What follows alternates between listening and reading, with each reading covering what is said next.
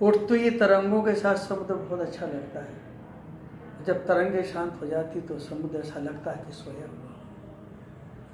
तारों से भरा हुआ आकाश बोलता हुआ चमकता हुआ नजर आता है, और जब तारे नजर नहीं आते तो भय सा लगता है, बेचैनी सी होती है। वैसा ही माहौल देश में बना, चाहे मंदिर की बात हो, चाहे राजनीति की बात हो, चाहे घर की बात हो या देश की बात हो, हर जगह तरुण सागर जी उपलब्ध थे। आज ऐसा लग रहा है जैसे आकाश से एक ध्रुव तारा निकल गया है और हम लोग सब अधूरे हो गए। मेरा बेटा गया है और आपका साधु गया है। बेचैनी आपको भी है, बेचैनी हमको भी है, लेकिन उन्होंने अपनी साधना के माध्यम से, अपनी प्रभावना के माध्यम से, अपनी वाणी के माध्यम से सबका दिल जीता है।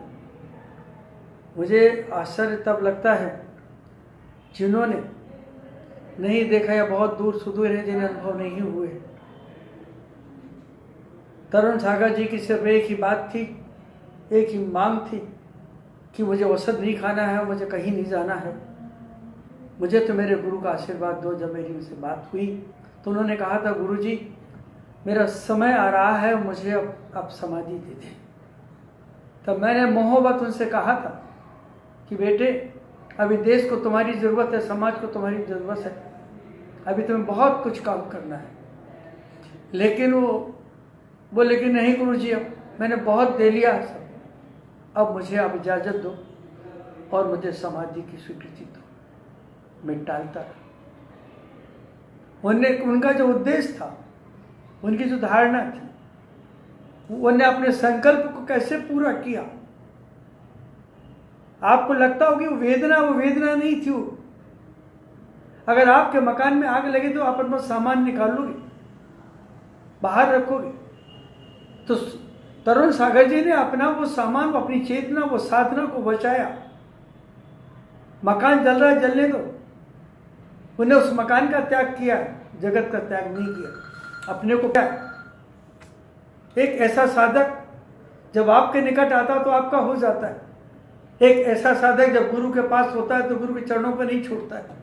एक ऐसा साधक जब अपने साधकियों के साथ बैठता तो ऐसा लगता है कि चार दोस्त मिलकर के आपस में अपनी चर्चा कर रहे हैं। मुझे उनको देख करके, उनके भाइयों के साथ देख करके, उनकी सरलता देख करके मुझे हो जाता है।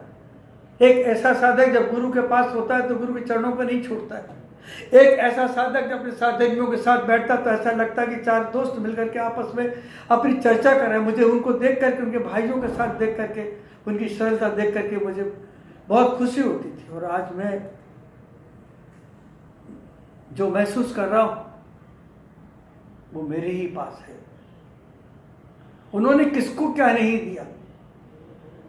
13 वर्ष में घर छोड़ने वाला बालक 51 वर्ष तक रहा, और उस 51 वर्ष में उसने 51 करोड़ लोगों से भी ज्यादा लोगों को इतना दिया। पूरा देश उनको आज याद कर रहा है। प्रधानमंत्री ने जब अपना संदेश दिया तब लगा कि तरुण सागर जी ने कितनी ऊंचाइयां छुई। गगन भी रोएगा उनकी याद में, समुद्र भी शोक मनाएगा उनकी याद में।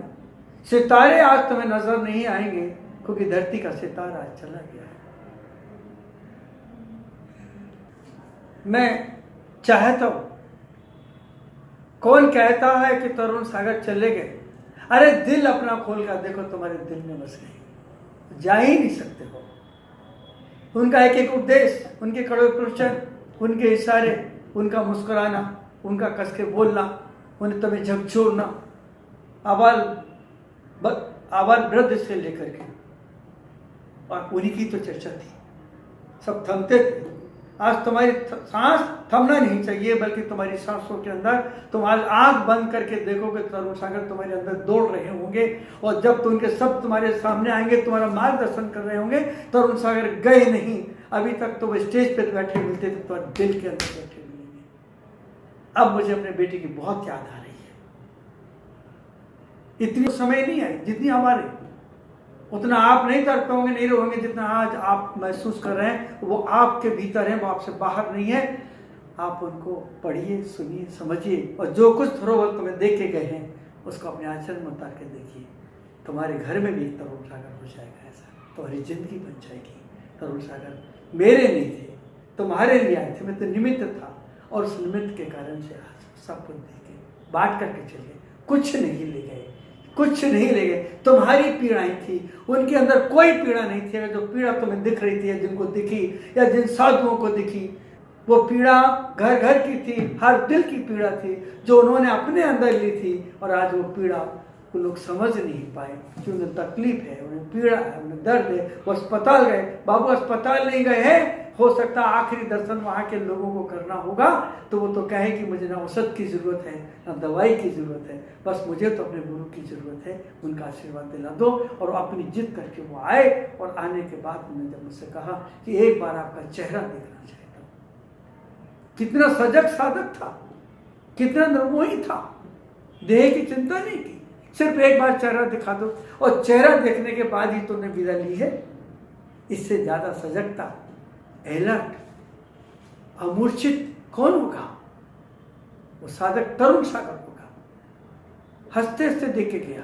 आखिरी समय में उन्होंने सबको हाथ उठा के क्षमा मांगी कि भाई और बंधुओं, अगर मेरे से कोई गलती हो क्षमा करना, और मैं सबको क्षमा करता हूँ। वो वीडियो एक बार देखना आप। आखिरी समय जहाँ हाथों में ताकत नहीं है, खड़े होने की सामर्थ्य नहीं, उस समय तरुण सागर के हाथ उठते हैं, कपते हुए उठते हैं, और कहते हैं कि मैं मुझे विदा करो, मुझे विदा करो, मुझे विदा करो, मुझे विदा करो। वो मेरा तरुण, तुम्हारा तरुण, धरती का तरुण, आकाश का तरुण, हवाओं का तरुण, फूलों का तरुण, सबका तरुण था। वो तुम्हारे भीतर है, उसके दर्शन करना।